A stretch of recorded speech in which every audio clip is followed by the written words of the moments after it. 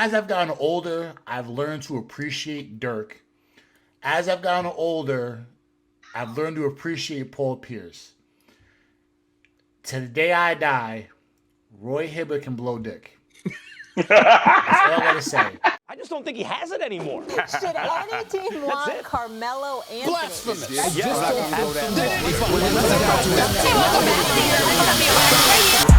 sir, Carmelo. What's going on, everybody? Welcome back to another episode of Control the Narrative. Episode 130. Good start to this episode. If you subscribe to us, if you follow us on any social platform, you are probably well aware of the event that took place last week on May 22nd, on Monday at approximately 9:30 a.m. Carmelo Anthony retired from the game of basketball.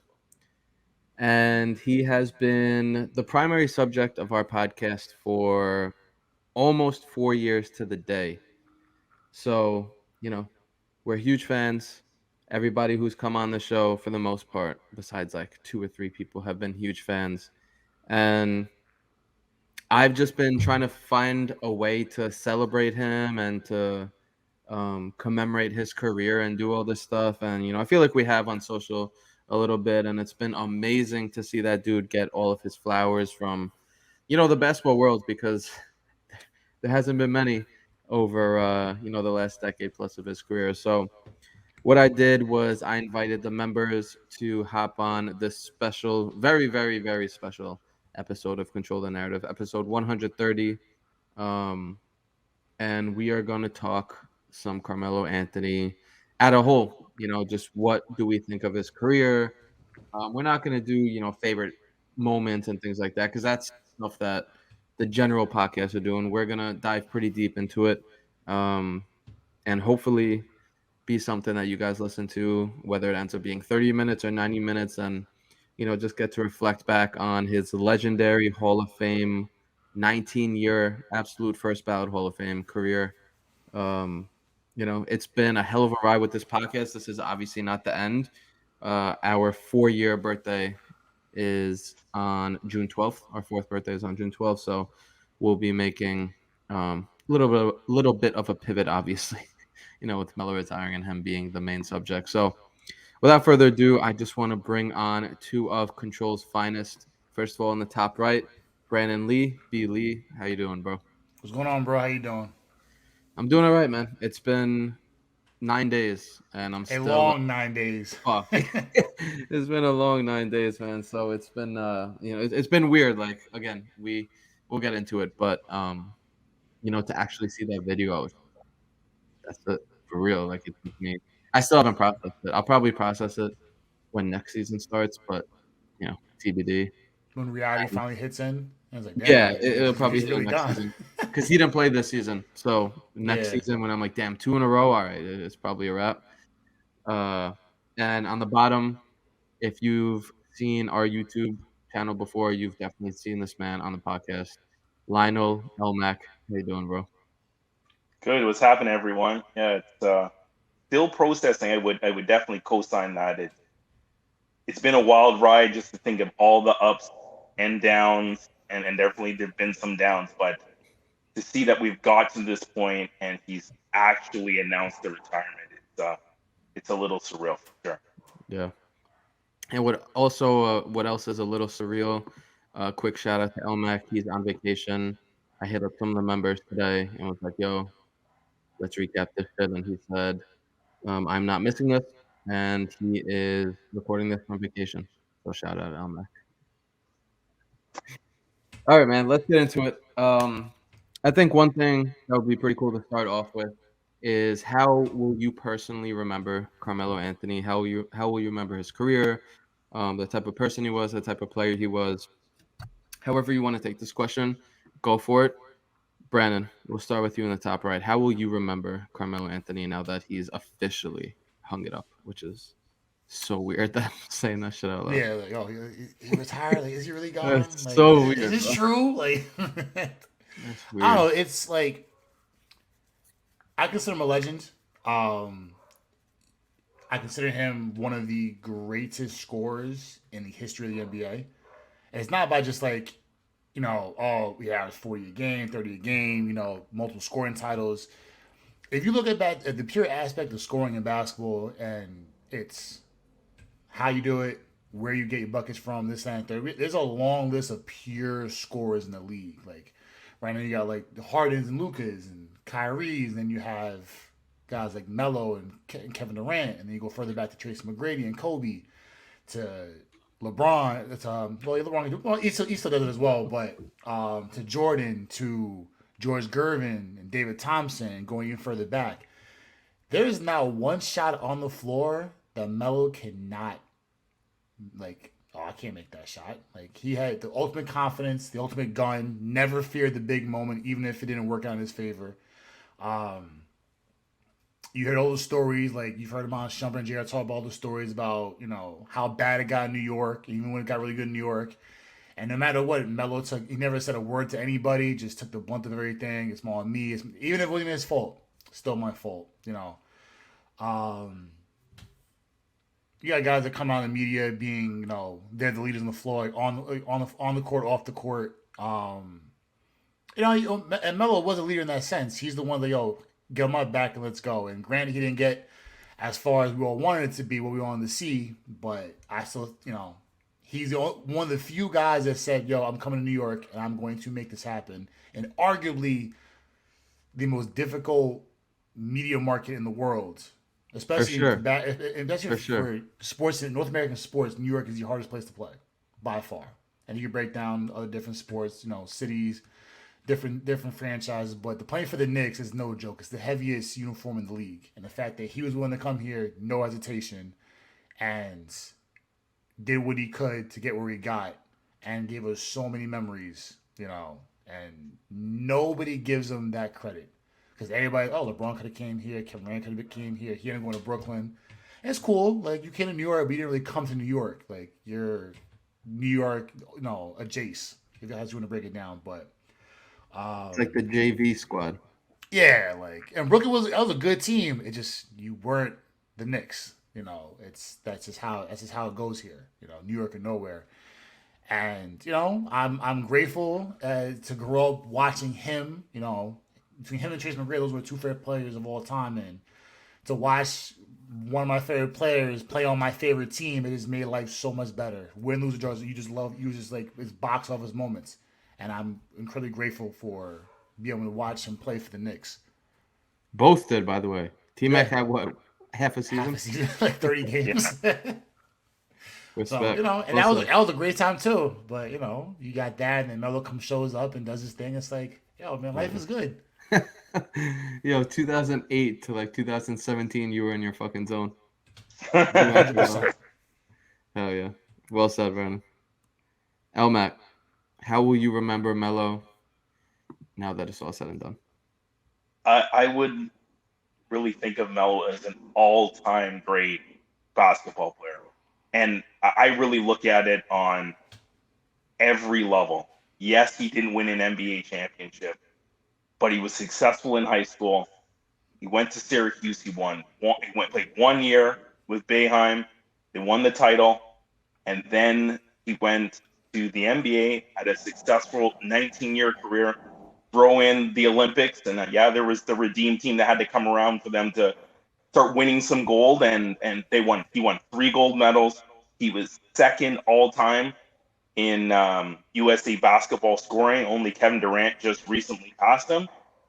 So no, he didn't get the title that everyone says that you need to solidify your career. But I think when you think about the game of basketball and how he was able to score, as Brendan said, on any part of the floor, but I think he doesn't get his credit for him being a crafty defender, being a great locker room guy, and I think that really kind of came to life later on in his career when people like when he was in Portland and he was in some other spots, and how young players gravitated to him and really took in his wisdom. I don't think he'll ever get the credit he truly deserves, but he is an all-time great.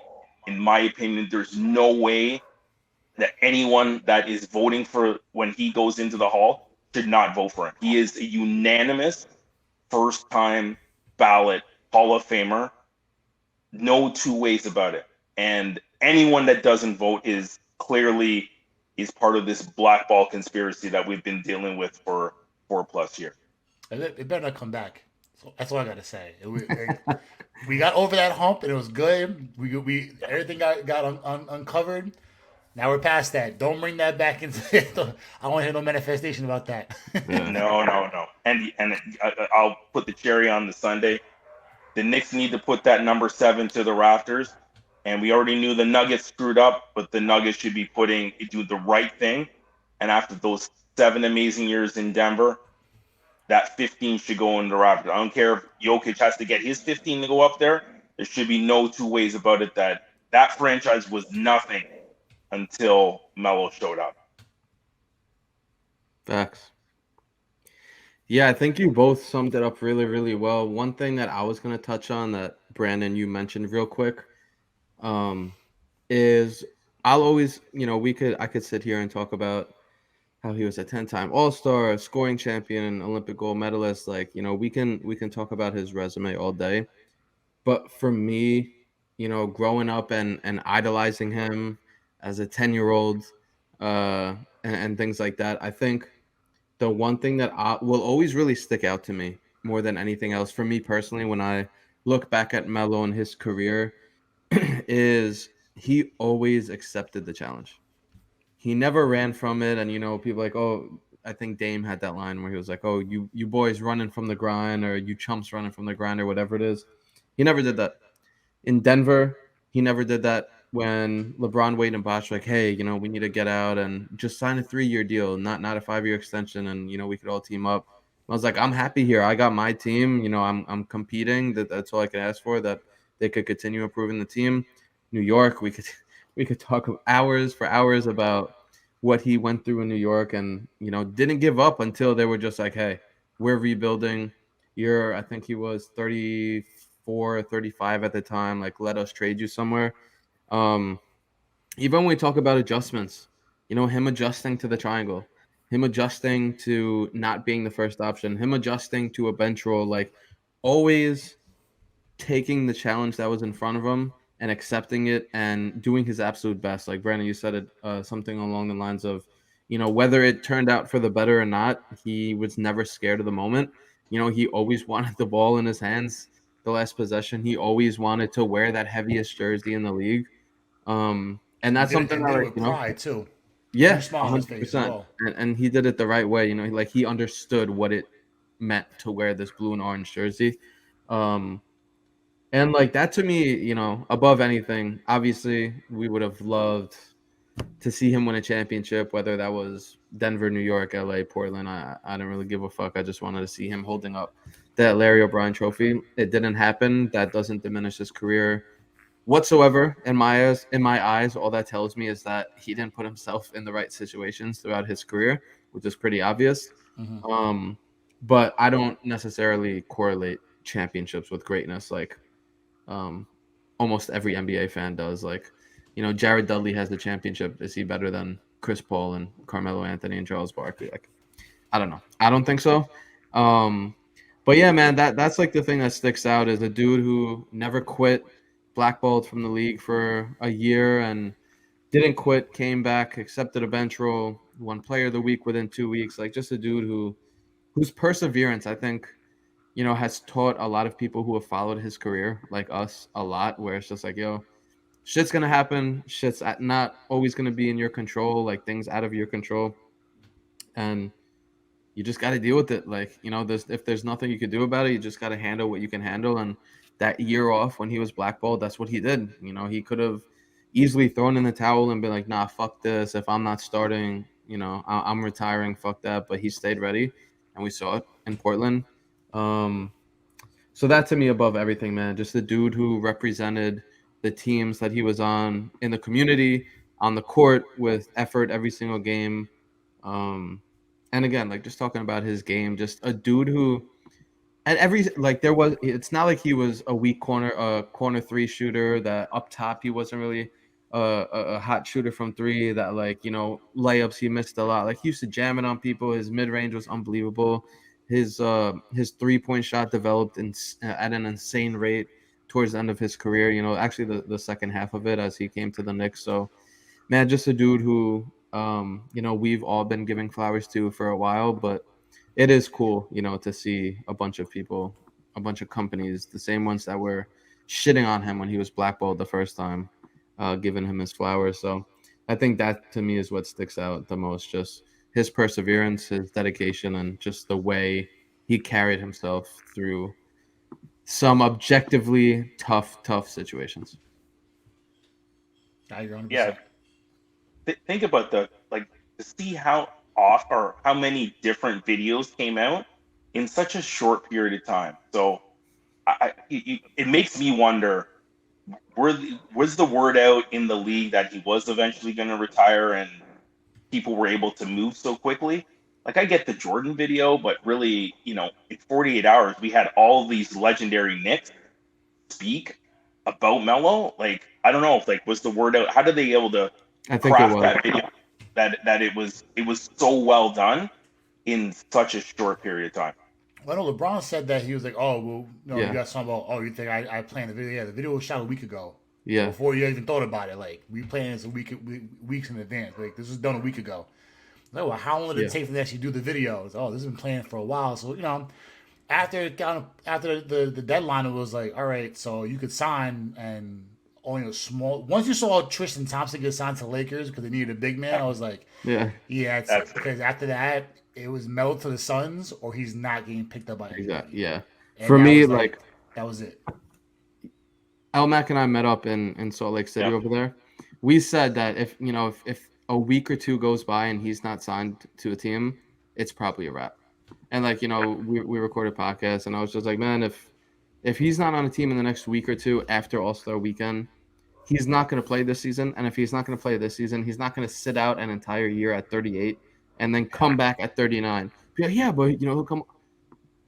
It would be nice, but this from a competitive standpoint, that you miss now 2 years, 2.5 years, because he had the season-ending surgery as a Knick. So you missed 40 games there, or 30 games there, 30 something, and you're missing 2 years now. It's like that's a lot. That's a lot you're missing of not playing ball, especially at that age. Yeah, so it sucks, man. We got to calculate that. I did it, I want to say in December, where we calculated all the points that he missed from being blackballed. I think I need to do it again, because if he, even if he was just putting up 12 points a game this year, and I think it was 13 in Houston throughout that season, I think he'd be top 7. But we'll calculate it. And it's crazy. It's just things go. It's sports. Sport. As everybody says, Coach always say, the ball moves in funny ways. The ball bounces in funny ways. And it just sucks that in the latter part of his career, that's what did it to him. Whether it was just political reasons, the politics of the sport, But in my mind, I was like, you're seeing a lot of these just bodies getting picked up. I was like, Mel's not getting picked up by anybody. Like, I would love to have him back on the Knicks, but I'm like, he's not going to play on this team because his team got better when Tibbs went young. It makes zero sense for him to. And if Tibbs wasn't playing his D Rose, aka the man that he made, his guy, why is he not going to pick up Melo? It's like that. So the Suns needed him bad. The Suns could have used him and Boogie, and probably Isaiah Thomas, and didn't pick neither one of those three up. Boogie's in Puerto Rico dominating. Thomas is just hanging out teaching the kids. Oh yeah. And Melo's just taking care of Kai. So it was like, this is it. This is probably gonna be the end for Melo. I mean, it's just priorities. Like, people have different priorities, and that's also another thing we've spoken about. Is like, man, he told Kyan that as soon as he gets to high school that he's gonna be there for him, and 2 years ago when he went to LA, he had to get Kyan's approval. He's like, yo, LeBron just called me. He's like, go. So that's why I was pushing the Knicks so hard, but I understand that they didn't have really room for him with Obi there backing up Randall. So I was just like, just the way the ball bounces. So it's tough. I want to get into Elmac. We'll throw it to you on this one. It's pretty easy to talk about Melo's best moments, and we did a little bracket on that a few months ago. But my question to you is, what is the most underrated Melo moment ever in your opinion? Just something that, doesn't get enough love, doesn't get enough attention. That it could be a game, it could be a single moment, a season, just something in your opinion that he's done in his career that you're like, people need to put more respect on this. Yeah, I think there's a lot of good Melo moments that are underrated, but I think you think about the Olympics and then time in Denver and the Knicks. Those are some of the moments that really stick out. I think the most underrated one, and it doesn't get the props that it deserves, is the 1 year at Syracuse. Like for him to put that team as a freshman on his back, and you look at other teams that have dominated at the college level. There's always been another player. There's always been, you think of even most recently Duke, and they had RJ and they had Zion. You think about some of these Kentucky teams where AD was on, and there were multiple other guys that were first round picks. It was just Melo. Hakeem Warwick eventually became a draft pick. Derry McNamara really didn't turn into anything as a pro. It was Carmelo Anthony that led that team. It was probably one of the most improbable runs that we've ever seen. And why that one really sticks out for me is I'm a diehard Syracuse fan, so that's where I first kind of interacted with Carmelo Anthony and really got a chance to watch him and understand his game, and just to see how lethal he was from inside the arc, and then how he extended to the college arc, and then he just the intangibles, being able to play positional defense, being able to, find a way to lead at a very, very young age on a massive stage. And then it capped off that I actually got a chance to see him hoist that trophy in New Orleans. I went to the game, and because I'm a diehard Syracuse. So that is the moment for me. And he wasn't even a pro. But the fact that I got to see this guy come into the NCAA and absolutely dominate, and think about the guys that were playing, like Dwayne Wade blew through them in the Final Four, and yeah, Wade turned into an incredible pro, but Carmelo Anthony at Syracuse is the most underrated moment of his entire career, because it was one, and he considered coming back. And Jimmy and many others says, you need to get the hell out of here and get paid. He wanted to. He wanted to come back. He really wanted to go back and enjoy college life. Yeah, my only problem with Syracuse is that they denied me when I applied for college. I applied there too. I didn't get in. Yeah, it's terrible. Since spring of 2011, hey, can I go here? Yeah, no, you can't go. Oh, that's tough.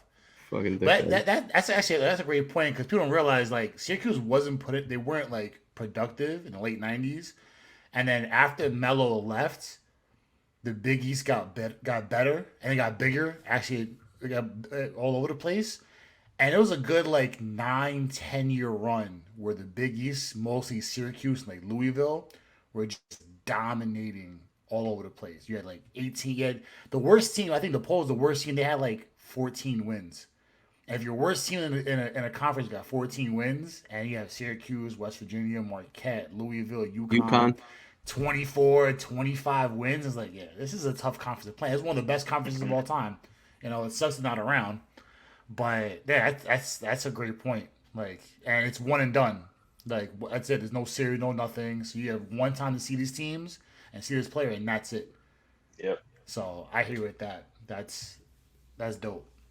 Oh yeah. See, now I gotta go to a Final Four. I've never been. I've only been to a couple college games, but that's a crazy core memory. I know that you remember the exact where you were, the time, this, that, and the third.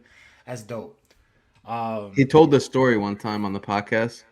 Yeah. Beely, I don't remember what podcast it was, but no, it was this one. It was just me and you, Steve, and I. I meant I don't know what number it is, but oh yeah. The fans can go back in the archives and check that one. Depending how today's goes, maybe I'll have to tell it again at the end. But Beely, what's your most underrated Melo moment? the fact that everybody thought that Melo didn't have bounce, and then like, and I remember the conversation. I forgot who was having it, but it was an ESPN game, and they were playing Utah in Denver, and Melo can't play defense. Da da da da. And here comes Melo taking the stealing the inbound, conking back and dunking on Paul Millsap. And I was like, yeah, shut your ass up, Tarball. Melo can't play defense. Melo can't jump. Like people, like. Melo got older and adjusted his game to now. All right, now I can't just play like bully ball 24/7. Now I'm having finesse game too when he was with the Knicks. But Melo had bounce, and just because you don't dunk every 2 seconds doesn't mean you do not have it. So it's like the fact that that was probably one of the most like iconic moments for me is seeing that because gotta get up in the morning for school. No, school started at 7:00 for me every day, and the fact that I was up, it was like a 10:00 game. It's like 11:30. Everybody's in bed, whatever. TV's on mute or the lowest volume possible. I'm yelling, screaming, "Turn off the fucking TV!" All right, bye. I had to turn shit back off and go to bed. But I was like, yo, you see Melo's dunk? Yeah, you saw the ESPN. I saw it live. Oh yeah. So it's just you see you watch a lot of even small things like, and you kind of remember certain actions and moves and signature moments that.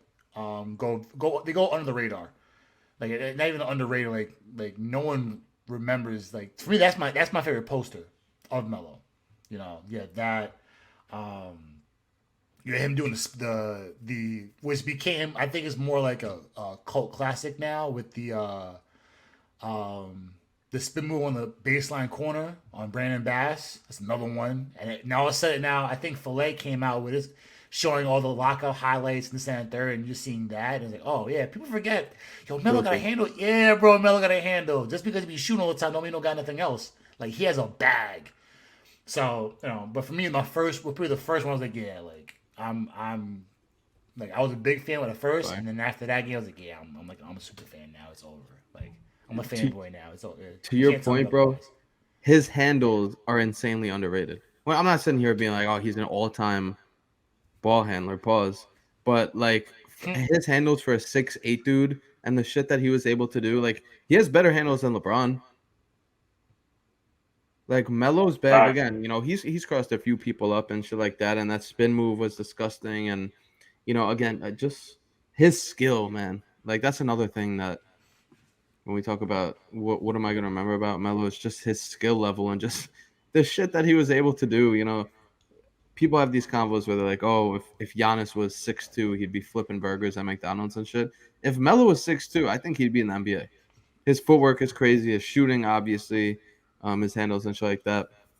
So I love that. That's a great point, his handles. And we just posted something on Control the other day where he crossed up Vince Carter back in Denver. Yes. You saw that? And Vince Carter just put his head down. He just put his head down and he's just like running. He's like, all right, Melo's gonna make this shot. Like, let's go. Let's just get the ball. So people forget about that. Back at the Izod Center, I may or may not have been there at that game. I used to go every year to the Izod Center to watch Nuggets Nets because it was cheaper than going to MSG. Yeah, my dad had season tickets, and we caught 2 Knicks games. I seen everybody. I think all my big games I've seen were like at MSG, but everything else I would just go watch Knicks games. And I was like, "Yo, Dad, let's go to the Garden." I don't want to pay it. No, let's go to the Garden. We'll go to the Garden. Like Jamal Crawford's game winner against the Cavs, I was there. Fire. For the 3-point game, I was there for that. Melo's Easter game, I was there for that. There's a game. It was during his scoring title season where. I forgot what it was, but it was the old before the Timberwolves changed everything else. So they pulled the KG black jerseys.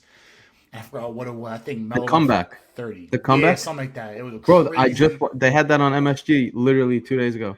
They showed the whole game. He hit one move on. Remember Nikola Pekovic? Yeah. To me, I thought he was a mafia man, but he was tough. Melo hit him with some shit. I was like, oh, okay. I'm sitting behind the hoop, like 15 rows back. I'm like, yo, this shit is crazy. I was like, stuff like that. Sacramento's game, a couple years ago when him and Boogie went at it.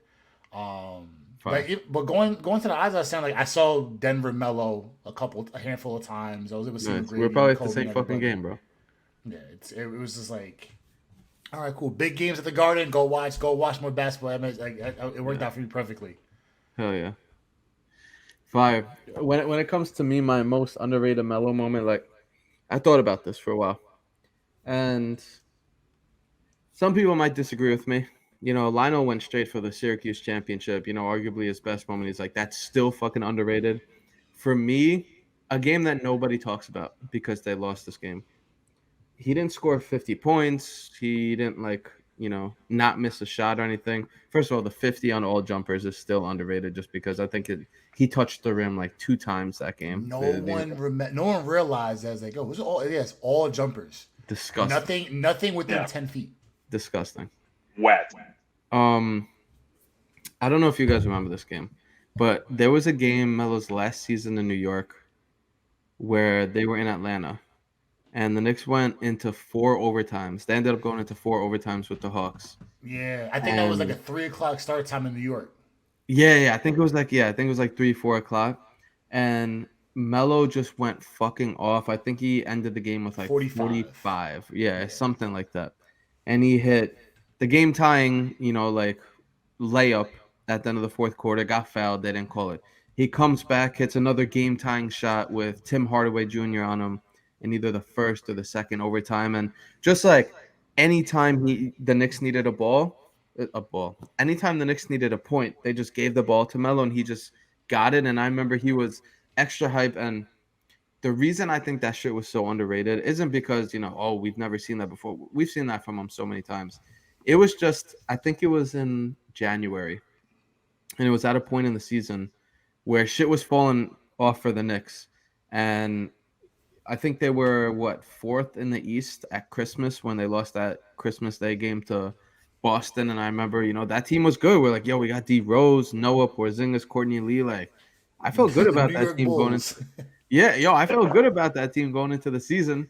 And then, anyway, shit started to go downhill. Phil was interfering with Jeff Hornacek and, forcing them to run the triangle. Long story short, Melo comes out and does this at a point in the season where the Knicks didn't know if they were going to be buyers or sellers, and Phil Jackson was still the president. And I just had a feeling. I was like, bro, if they're sellers at the deadline, Melo's going to be gone. Not at the deadline, but in that summer, because I was like, this is his last chance to really win in New York, or else they're going to blow this shit up. And that's exactly what they did that summer. They were like, Porzingis, here's the keys. They got rid of Rose. They didn't get rid of Noah, but they owed him fucking $60 million. So I just knew that it was such a pivotal part in the season, and Melo wanted this shit so fucking bad, where I don't know if he was saying and won or I wanted. It was I wanted. Because I think that Sunday before, he did that with Kawhi with the Spurs. Yeah. So he was saying I wanted because, the fans at that point there were some times where they were booing him that season, where he was holding the ball and, they were blaming Melo for their struggles. Whole different thing. So that to me just, emphasizes and symbolizes what I started this off with. My part with he always wanted the challenge. He never backed down. And again, just his teammates really didn't, help him out as much as you see teammates of LeBron's and things like that. And then that's something we'll compare forever because, they were drafted together. But that for me was just so underrated, so powerful that this dude is really trying everything he fucking can, hitting every goddamn shot, screaming, trying to get his teammates involved and do all this shit. And, it still wasn't enough. So it was I don't know. It symbolized his career, and I may or may not have shed a tear or two after that game because I was so emotionally invested into that game because I knew that man, if they can't win against the Hawks in 4 overtime, Phil's trading everybody. I had it on the radio when I was working. I was like, this has to happen. Bang, bang, jumper. Melo fouls out. Courtney Lee, bang. I'm like, let's go. We can't lose this game now. Yeah. And it ended up being what it was. And they lost in 4 overtimes. So that to me is just something that, one of those memories, Beely, that I'm going to be like, damn. I'm going to show my kids and be like, yeah, you want to see what the fuck this guy had to deal with? And they'll see Justin Holiday, shooting threes. No offense to Justin Holiday, but for him to be in a closing lineup on the floor just kind of emphasized So a Melo's lot. impact, right? Yeah. This one I think we could talk about for an hour. So I have a weird feeling I know where you guys are going with this. B. Lee, we'll start with you on this one. In your opinion, what is the biggest what if of Carmelo's career? Because this is something that my boy Chris said this to me one time. He's been on the podcast a bunch, where he was like, if we replay Melo's career over 100, maybe not 100, 20 times, what happened in terms of team success and things like that is probably one of the worst outcomes. In terms of he never played in the finals, like obviously never won a championship, just things like that. So I feel like there's so many parts and points in his career where you can look to and be like, only if this happened, only if this happened, only if this happened. So again, he's retired. We can talk about things like this now. Brandon, what is the biggest what if in your opinion?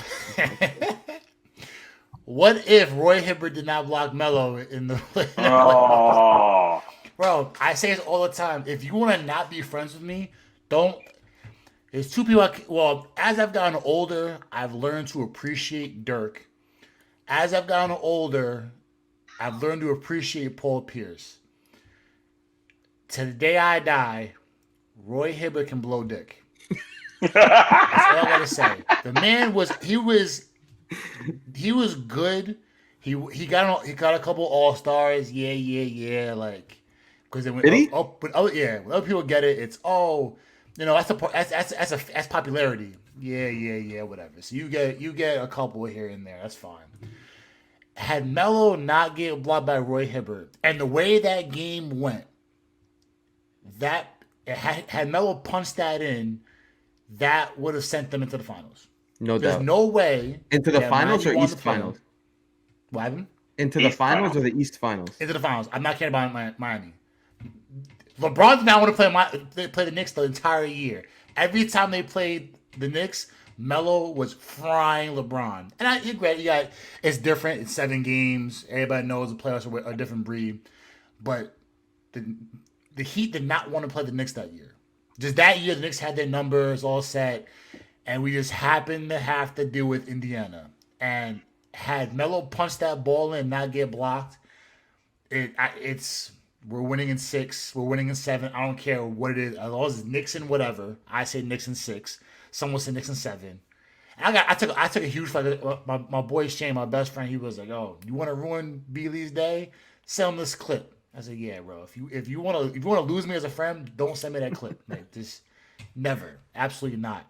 So someone else was like, "Yo, you think I was a guess, bro? Like 100%. If it's any year that Melo gets over on Braun, it's that year.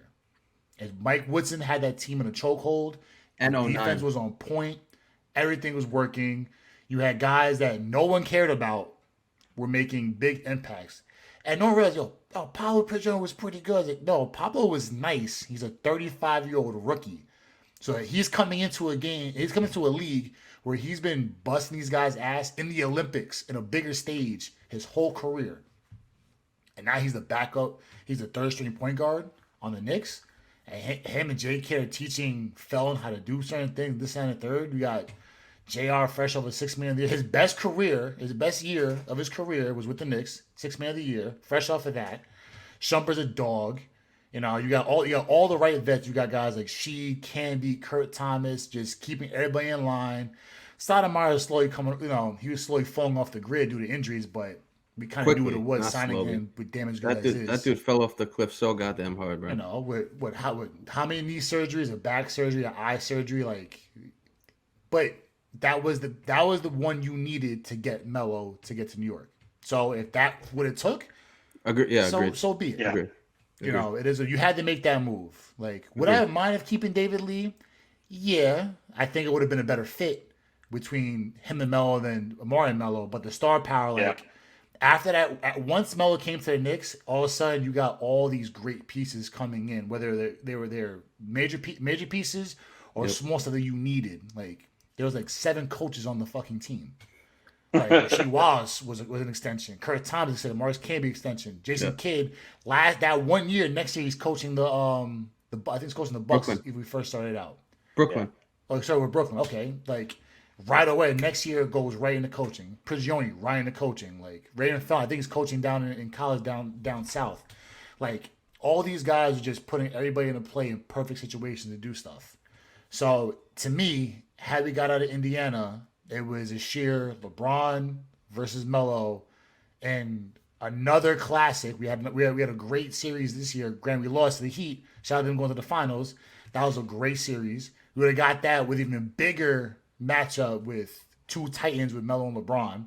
Like that would have been the most watched series of the playoffs. And then in the biggest spot in Europe when we beat, I don't know who would. I don't know.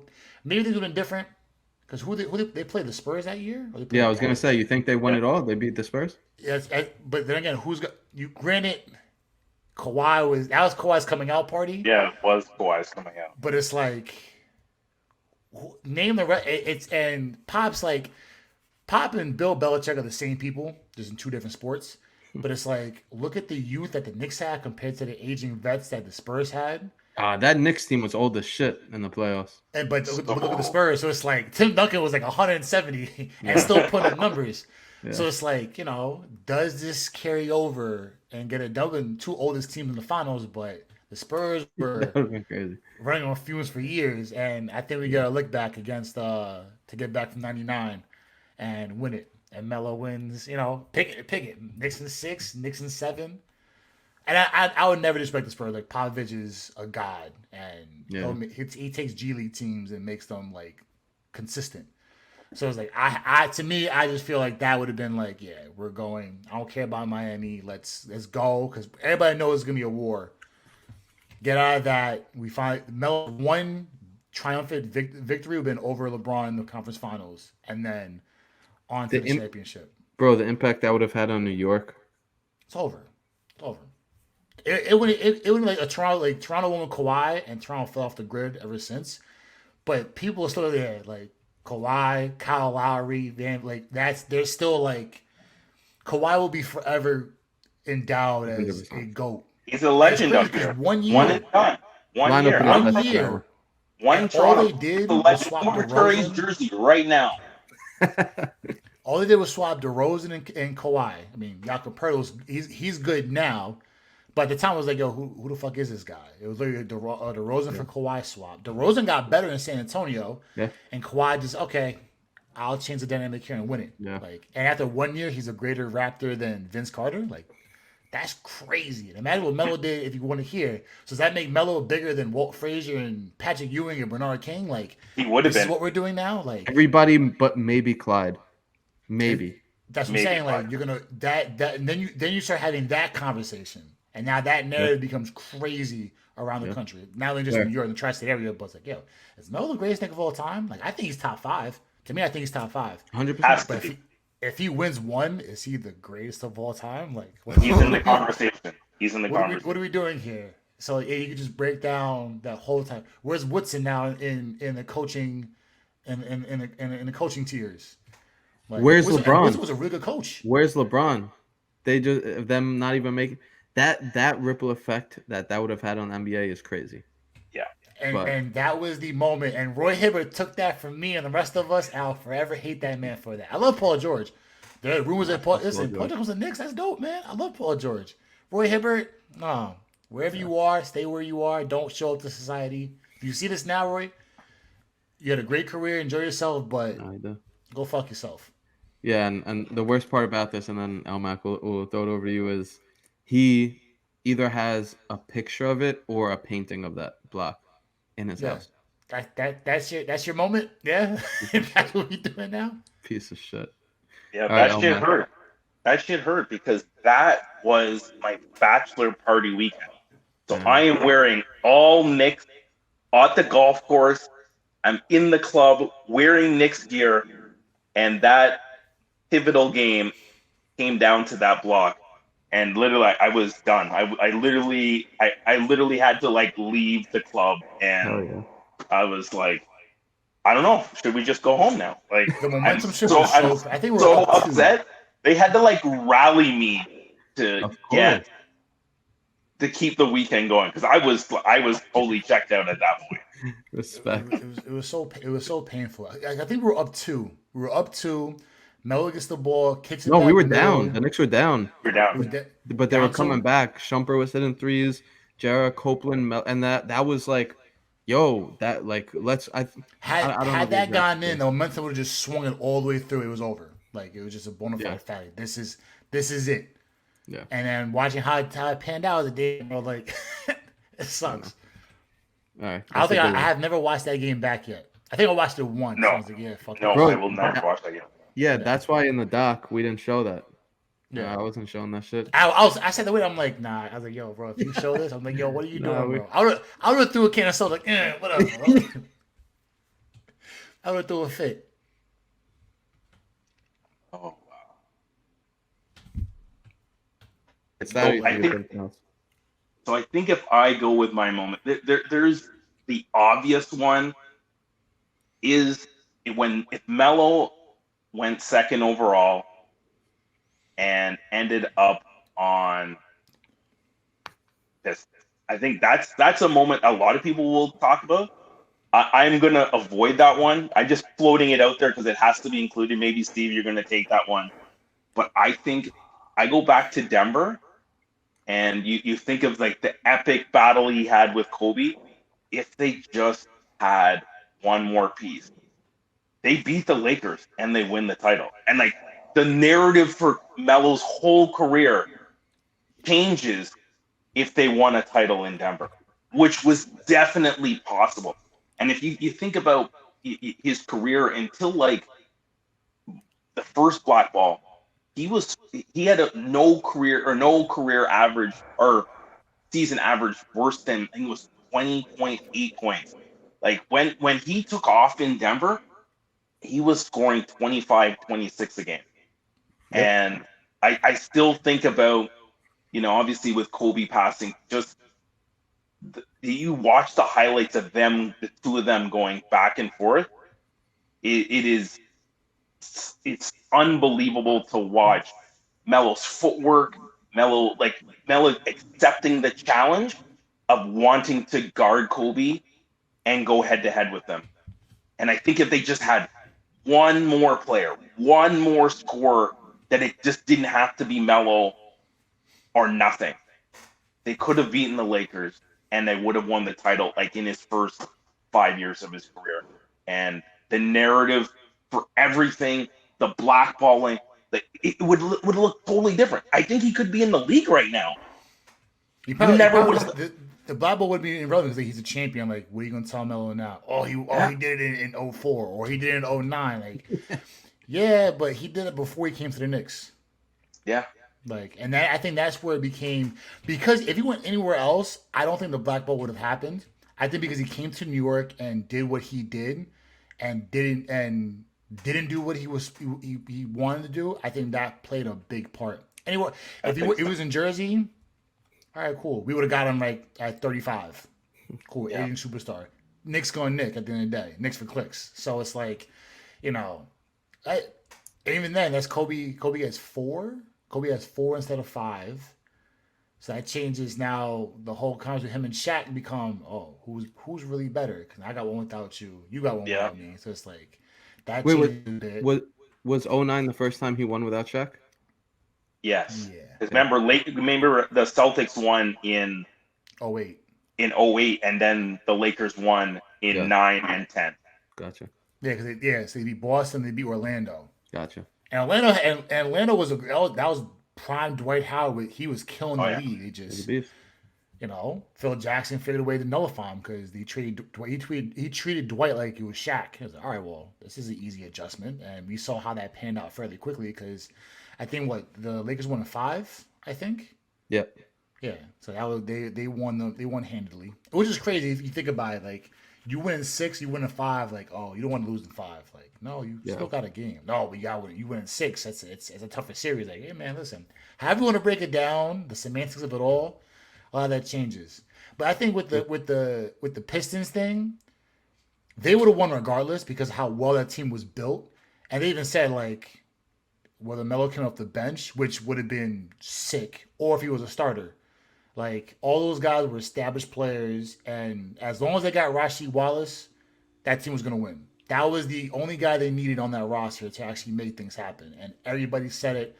I think Rip Hamilton said on Knuckleheads, like, yeah, like if we had Melo, he would have won two. We would have had 2 or 3 championships in Detroit, like before everything fell apart. Elmac, you mentioned it.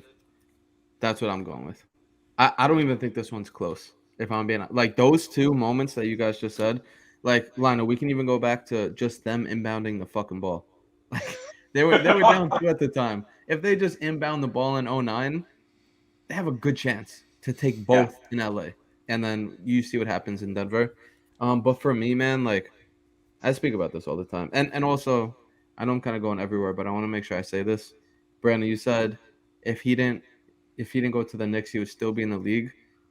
I always thought Melo would be one of those guys who can play as long as he wants and can retire whenever, because his whole game when he came to New York and kind of onward was never based on his athleticism.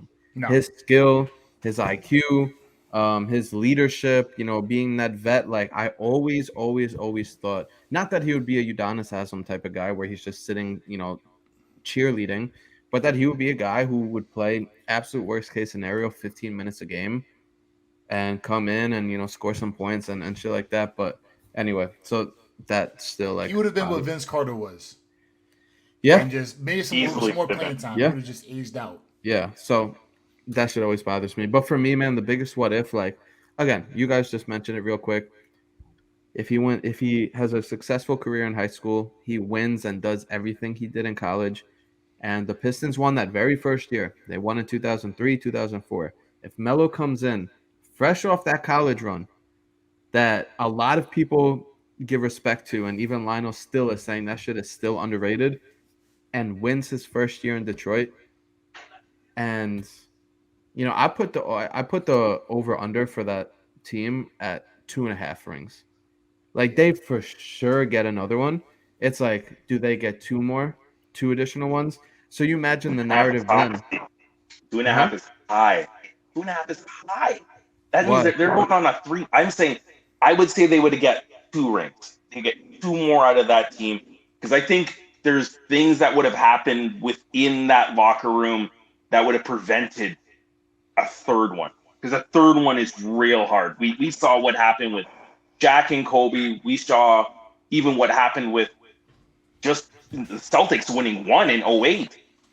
They just went nuclear. They had all the pieces to run it back for the next 3-4 years, and it didn't work out. Got hurt, and it's like, damn, you go from KG to Leon Poe, and it's like, Leon Poe, damn, throwback. It's a crazy difference. You realize, damn, like now we got to change it. Now we need multiple options at the 4. It's like, well, you can't replace Kevin Garnett.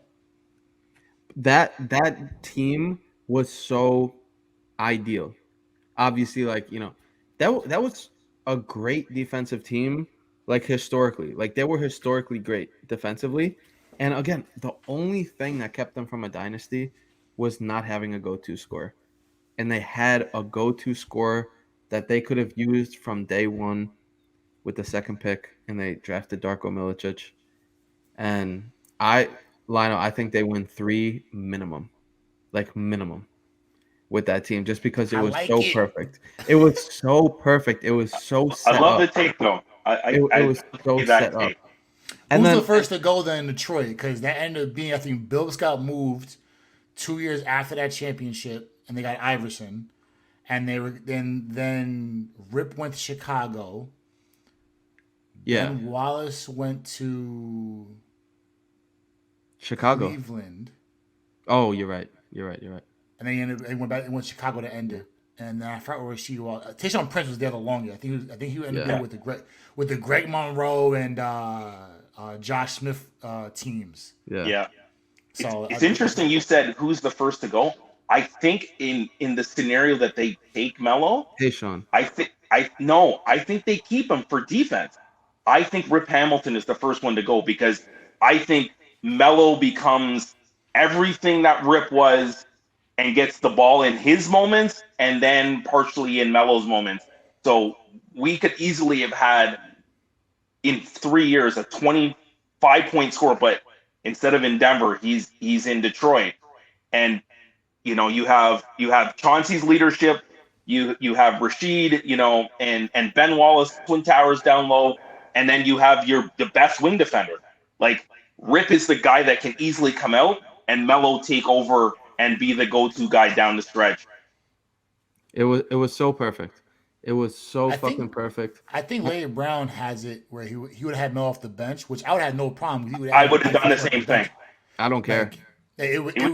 That 04 team was so perfectly put together, and all they missed was Rasheed Wallace. Yeah. I think having Melo, I think is still one of the word that they needed Rasheed Wallace. They needed that one guy to solidify everything.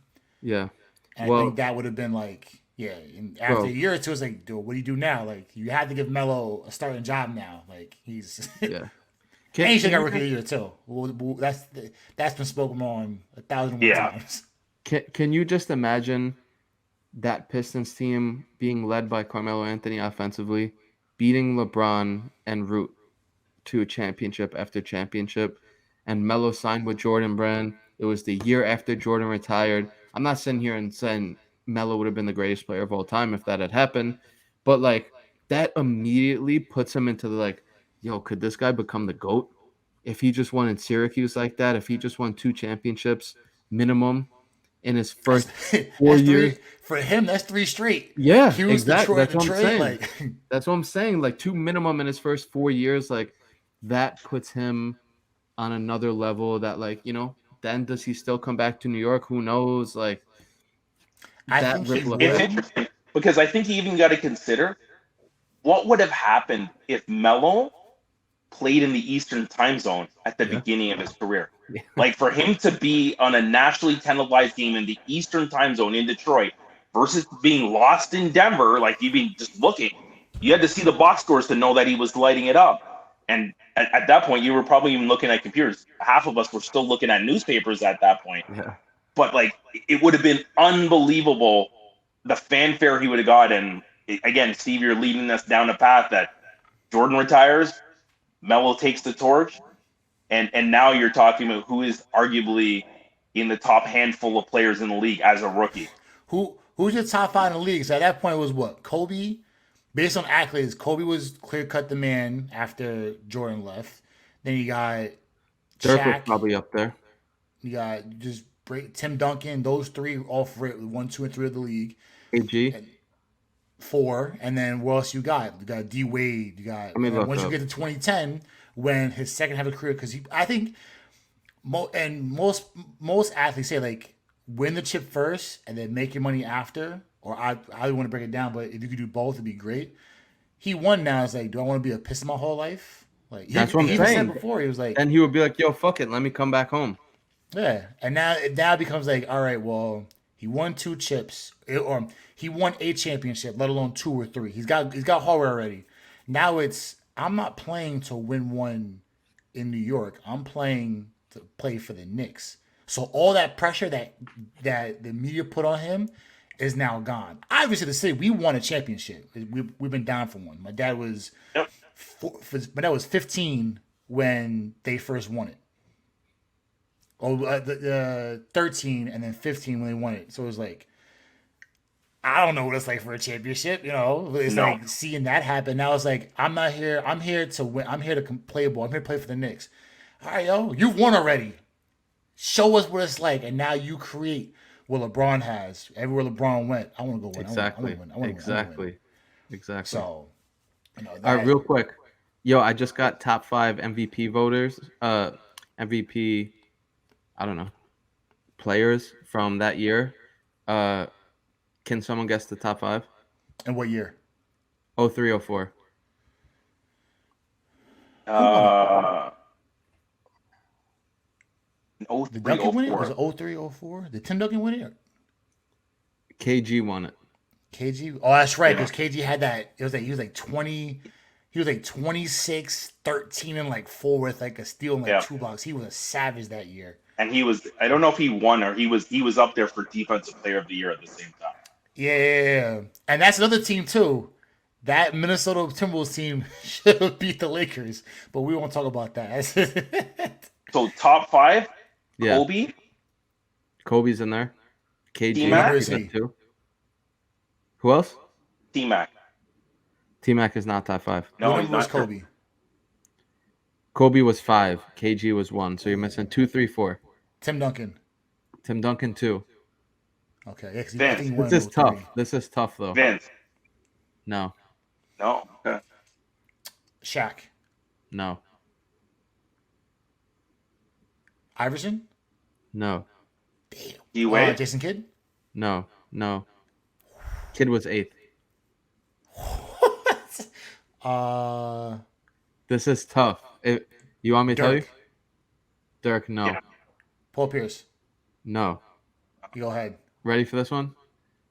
3. Who got 2 first place votes. And he finished 3rd. Jermaine O'Neal. Wow.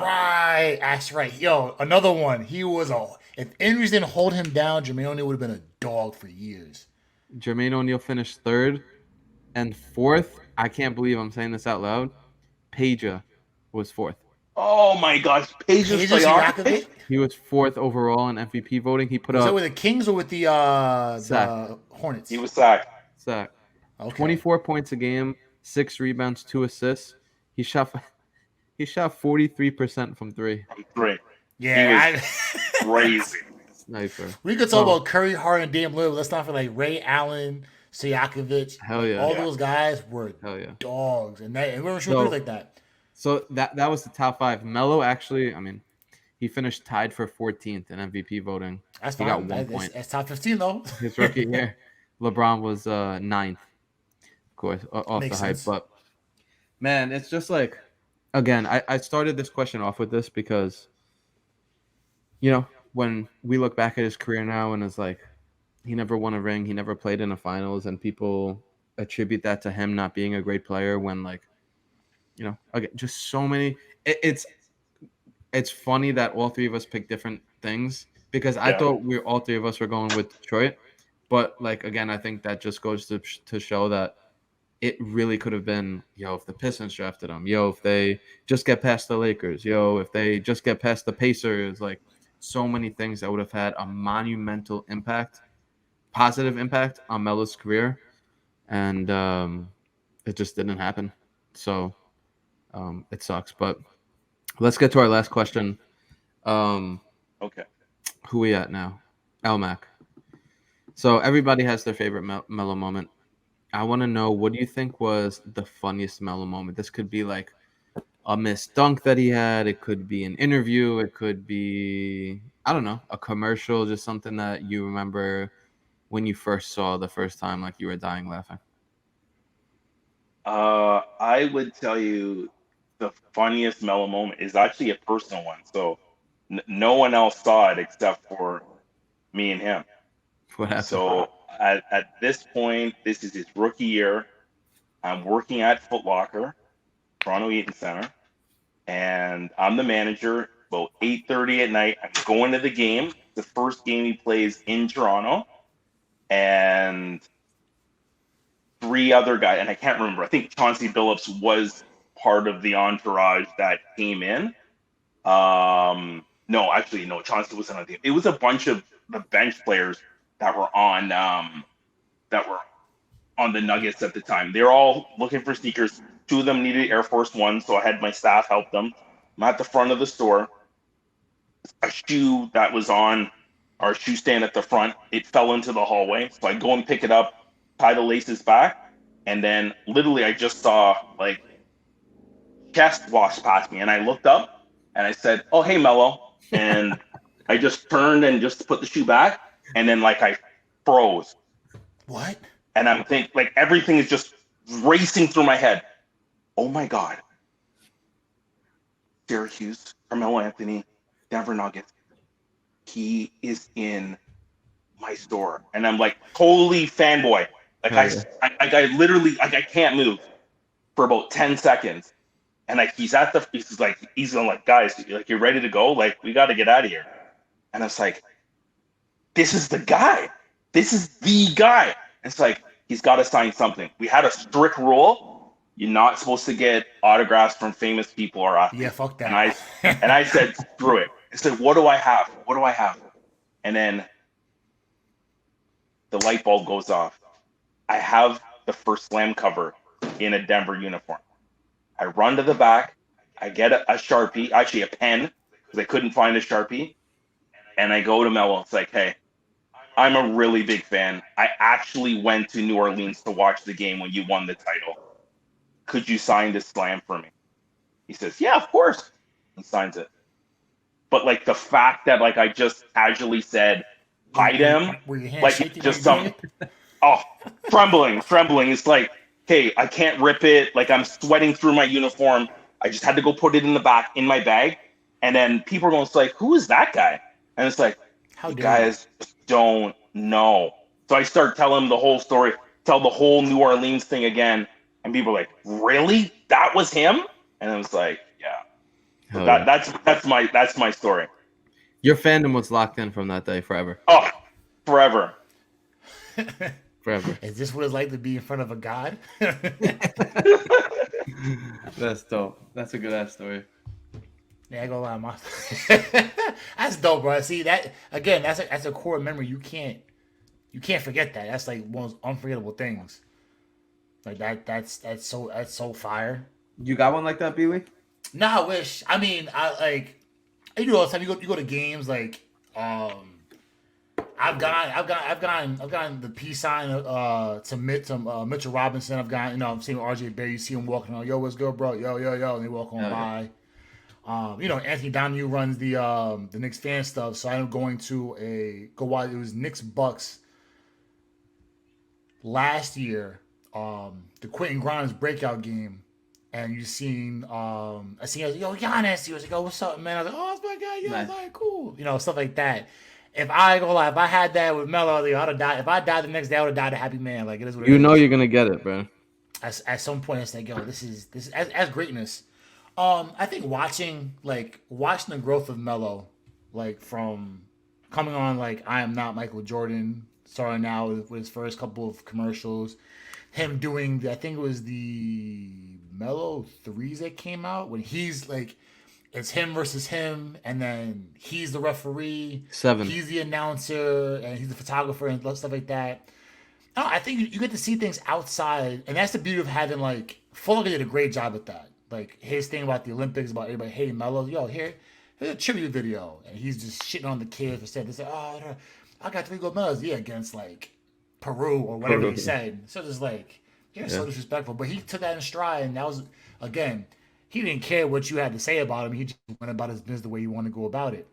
And the beauty of social media, I love Twitter. Twitter is as crazy as crazy as Twitter is, and how dark you can go into this place. You unlock like certain videos and you find certain things. And watching the 2016 Olympic squad when they were and Mel don't do social media like that, but he's got a Snapchat. So once he posts that first video on IG with his snap, and all of a sudden, if you want to know what's going on, and the media never got a hold of anybody on the cruise ship, but you got Melo here just hanging out on Snapchat, and that's how everybody got their information. So you're seeing him just making fun of Boogie Cousins, Draymond Green, just going back and forth, like stuff like that. Even going even furthermore and dealing with Melo being the old man, and Melo was what 34, 35, and he's the old man in the Olympics. Like, well, like that's younger. Not that old. Wait, if that was 16, 32. 32. He's 10 years older than me. So it's like he's there, and it's like, oh, bro, like we don't get to see that. And love Jimmy Butler. Love watching Kyrie Irving when he plays. He's a master with the ball in his bag. But seeing Melo act like the old man, get off my lawn routine, it's like, yo, like, that's Melo being a vet. Like, and you're seeing all the old videos. They're singing, every song on the man. Melo's just mad, angry, looking like, what are y'all doing, bro? Like, this is what we do. It's like, yo, shut up. We just want gold. Shut your ass up, old man. Just mess with each other. That's like, and you get to see that side. You don't really get to see much of Melo. So it was just fun. Yeah. And then and when he left New York, you had to see more of it. Him cursing up a storm and on being interviewed every time. Him, who was they got? It was Isaiah Stewart tried to beat up LeBron, and Mel was trying to like stop the crowd. yo, he ain't gonna go nowhere. And Coach was all about, yeah, we good. Yo, what are you doing here? You don't get out of here, beat it. Like, Yeah. so you got to appreciate that more. I think Yeah. over time. I think it started from the Olympics. Once he was out and about doing that, you got to see more of like the funnier side of Melo, like more like That's a the great down to point. earth kind of guy. That's a great point, bro. So Yeah, you never got in Denver. You never got outside commercial with New York. He never got that kind of airtime unless it was regarding basketball. You know, you great never got point. to see that side of him. And then when whatever happened that year, that he just became more sociable on online, and then Snapchat it became a bigger thing after the Olympics, and it's like, yo, like, is Melo really like this? Like, yeah, yo, he's 30 some years old. He's a grown ass man. We are who we are at a certain age, and you just see like, yo, like, I think Melo became more popular as well outside of basketball because you get to see these personalities. Yeah. Him making fun of Kevin Durant, and Kevin Durant showing the love at the end with his tribute photos on his Instagram, making fun of him. Like, Yeah. you know, you get to see those things and those moments. For me, it'd be the Olympics, but that started a whole trend of seeing a bunch of funny shit that Melo did, as well as other people in the league. Yo, Brandon, do you remember in the Olympics when Boogie was on the front of the bus and he wouldn't get off the bus for some reason? Yeah. And like everybody's yelling at him, like, "Yo, come on, let us off the bus." And Melo goes, "Yo, Boogie, get the fuck off the bus, Yeah. man!" And I he's know, like, all right, man, damn, you know, the bus. He just walks around the bus. Like, why did he gotta say it? Like, we were arguing for 10, 15 minutes. That's a good one. I like that. That's a great point. I feel like that was, I don't know, the start to I don't want to say vet Melo, but like, whatever you want to call it, like old dad Melo, that type of shit. Yeah, I think we all, my dad's good age. He's at that point now. You know, he's in that old man get off my lawn routine. Now he's more irritable. It's like, oh, what's good with you, bro? Like, but now I'm sitting back, like, you know what?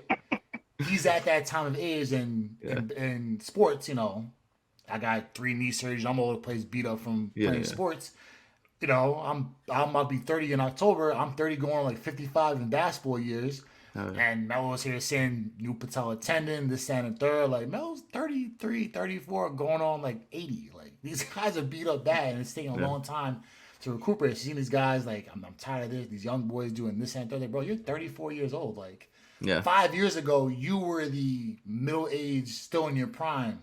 And now it's like we're in today's day and age where you're 32 years old, and it's like, you're old. Like, what? Since when are we treating NBA players at 32 years old like the NFL treats running backs? And he was an all-star that year. Back in the NFL, it's over. Like, oh, you're Yep. done. Yeah, and he was an all-star that year, every year in New York, and that was the last year he was an all-star, actually. Yeah. He was still prime Melo. Like, I think yeah. after OKC was like, all right, here comes the decline. OKC was the decline. Yeah, OKC. And he was still very productive. I think he averaged like 18 a game.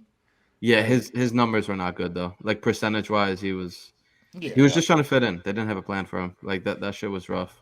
Well, you heard how Paul George said, like, yeah, we were good. Like, we want everything back, but then I was like, yeah, we're not bringing Melo back. He was like, why? Like, we all work. It's not their fault that Donovan Mitchell had a coming out party. Like, it just happens. It happens to everybody. Everybody gets got by somebody.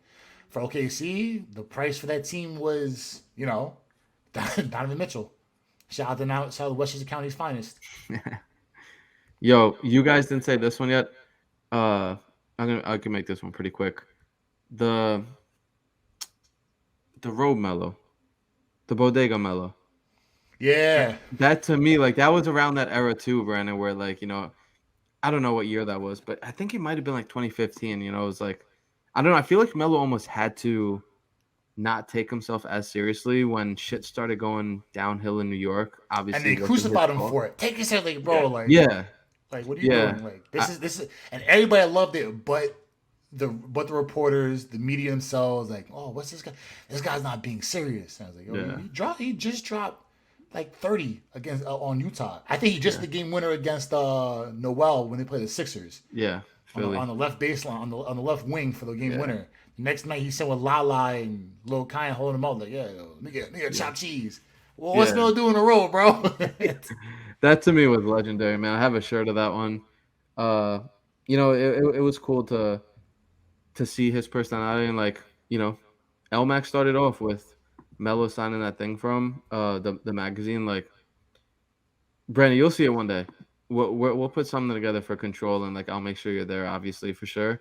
But when a dude who, you look up to, or like, Lionel was in New Orleans to watch, and like I idolized growing up and shit like that, and you see him in person and he's like such a good dude, it locks you the fuck in terms of like the fandom for life, bro. Like for life. Like after I saw Melo, and like, the first time he told me, he was like, good to see you again. He didn't even know my name at the time. He's like, oh, he probably He just recognized knew it. just off the platform that you've been No, creating. this was before that shit. This was when I was volunteering for his camp, his Oh, sports okay. camp. So I would do it like every summer. So he'd be like, yo, good to see you again. And like that, it's just like, all right, like I'm locked in. We Like never Melo's had better I than never said a Jordan. single word to you. Yeah, like, yo, Melo's better than Jordan. I don't give a fuck when like that locks you the fuck in. So, see, my whole point is like seeing that personality that came out, and for me that bodega shit was funny as hell. The Melo 5 commercial, I think, is one of the most legendary commercials ever. But Apologize, just Melo The fake 5. pull I'm sorry. up, the fake Melo pull up 5. when he was the sitting. fake pull up, that's a good one. Yeah, that is a great one. That's a good. That's a meme forever. OD. Yeah. We'll see that tweet 20 years from now. Years Of from like, now, no doubt. yeah, we'll see that for a while. All right, man. We've been going for an hour 15. I said 90 minutes kind of as a joke, and here we are. I knew it was approaching going to happen though. Here That's- we are approaching it. So, Brandon, Lionel, obviously, Lionel, you've been on this shit a ton. Brandon, this is your first Control episode, right? Yeah. Since we talked at the Mixtape Doc party. So, this was a fun. Again, this is not the end. We will definitely be coming out in the next 2 weeks. What we're kind of pivoting to, but just recording these podcasts while Melo was playing and shit like that was always fun, because it was always like, all right, cool, fuck Terry Stotts, or like, yo, Melo, like he just won that game for the. So it was a hell of a ride, just over the last 4 years in terms of just watching the end of his career and like coming on every week to talk about it.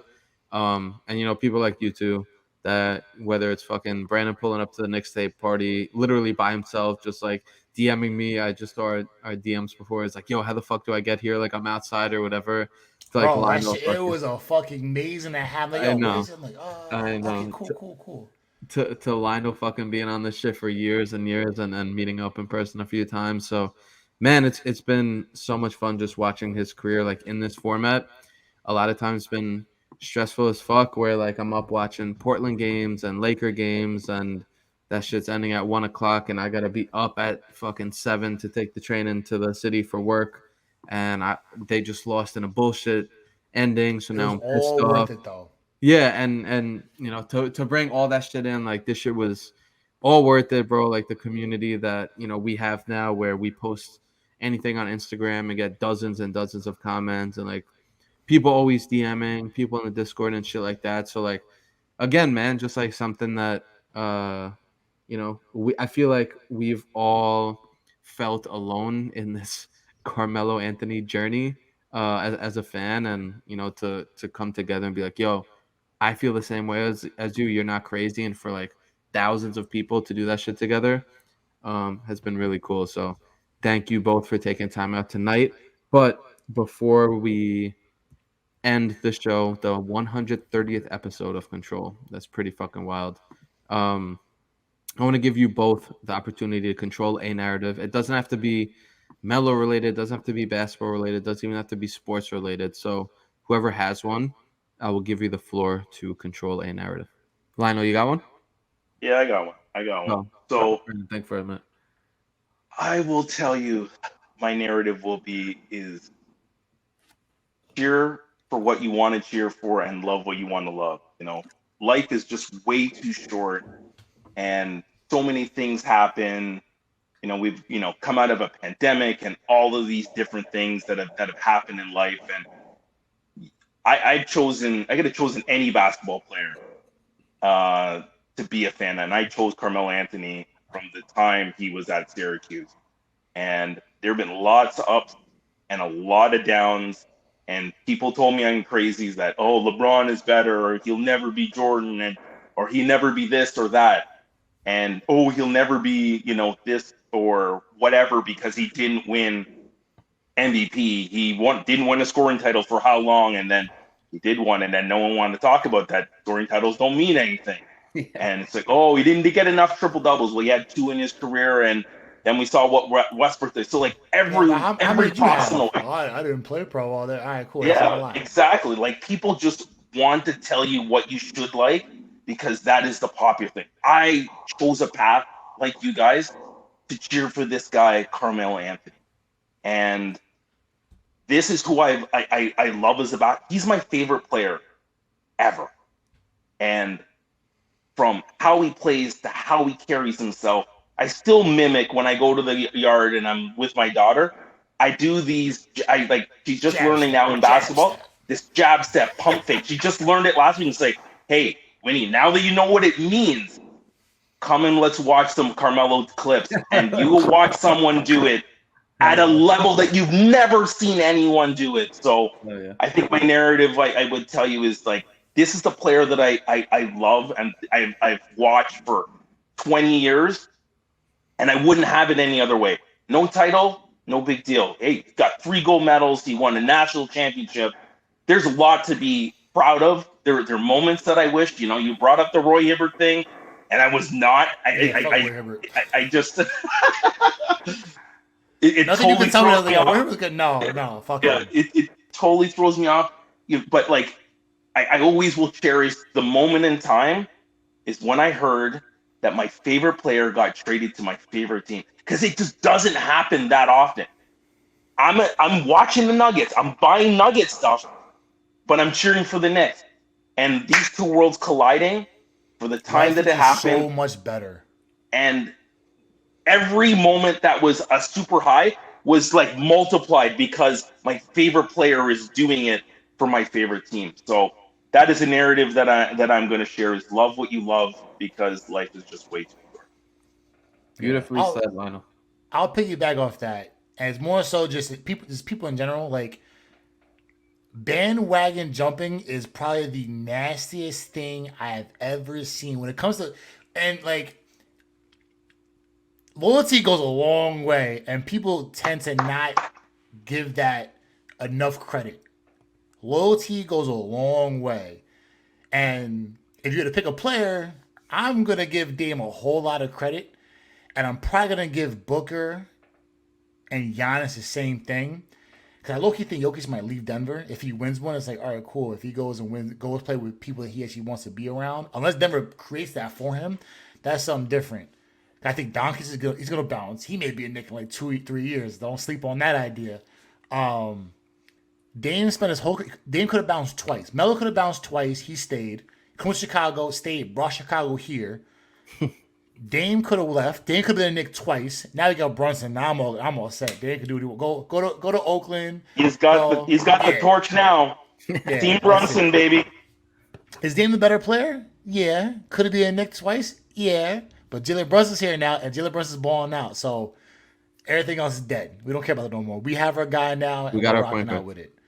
Giannis, I think, is a buck for life. I don't think he's leaving. He does. But those guys choose to stay. Booker, probably gonna be a son for life. They choose to stay. Championships are a team sport. One man can't do it all, except for Kawhi Leonard. But you still need a good team to do so. He was just the last piece. But bandwagon fans are the nastiest shit you could see in all of sports. Like, I'm a Knicks fan. Knicks fan over anybody. Knicks come first. Growing up, I had to be in a Yankee household because my grandfather, Guy Russell, was a diehard Yankee fan. I was the Mets. No. We don't pinstripes. Like, yeah, cool. But I like I like the Mets. So I'm at year 2 now of being a season ticket for the Mets. So it's like, this has been a fun ride. Good win, lose, or draw, good, bad, or indifferent. And I'm a Lions fan, believe it or not. I'm a Detroit Lions fan. Playing football. One guy I followed was Calvin Johnson. He's a Lion. I'm watching Lions from now on. And then even after the up and down career with Calvin Johnson, I was like, I'm still a Lions fan. I'm rocking with Stafford, Reggie Bush, all these guys. Now I got Goff and St. Brown and all these guys coming in now. They're on the rise now. From being the most laughingstock team in North American sports to now being a team ready to go. We got 3 primetime games this year. It's like, cool. Like, this is, I don't mind. I like being down at the bottom, because now when we're on top and we're doing our thing, Knicks prime example. Knicks suck. Yeah. Knicks trash. Fuck them. But now Knicks are good. Yo, let's go Knicks. Nah, pop. Yeah. Shit outside. Everybody You going had to your the chance interview years everyone. ago to hop on the trend before it Yeah. got good. And now we're good. And now we'll be good for a while. Granted, I don't mind missing players once in a while, but it is a consistent core.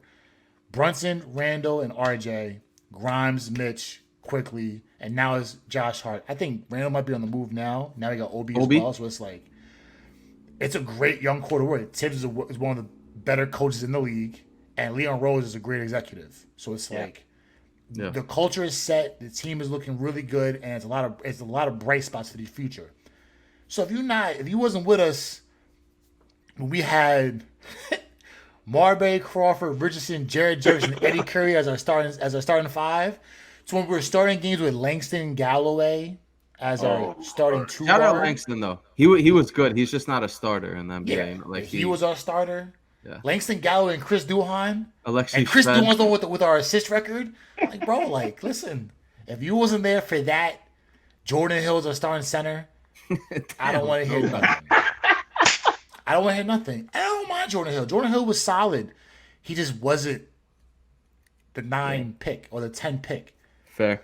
And everybody say, and who knows if Curry came in, Curry would have had the career that he did.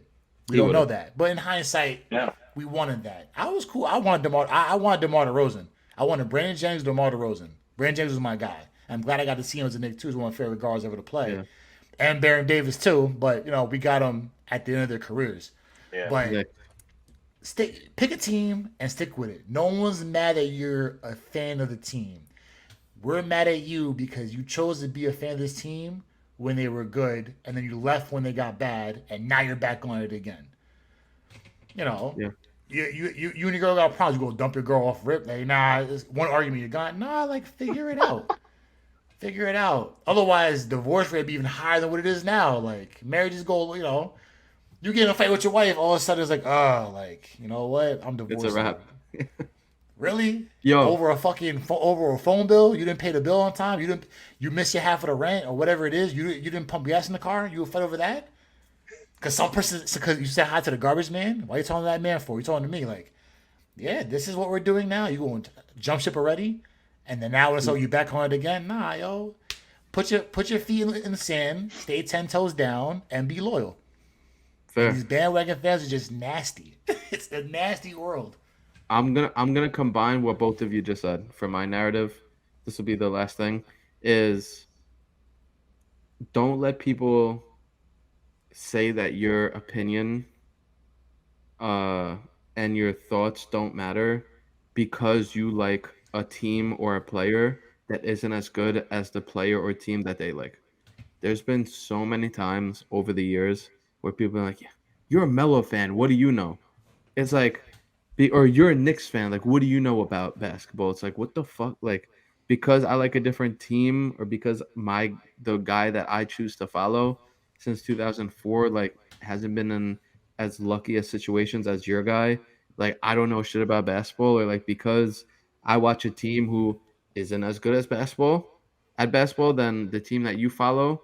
That means I don't know about basketball. And like, I think this platform really gave a lot of people validation for their opinions on basketball. And like, again, it all started with me being like, yo, there's no way that Melo's washed, right? I'm like, he's not washed, right? And I tweeted it out and like I got a couple engagements and I'm like, wait, I'm not the only one that thinks that. Like, there's a lot of people who don't think that Melo's washed.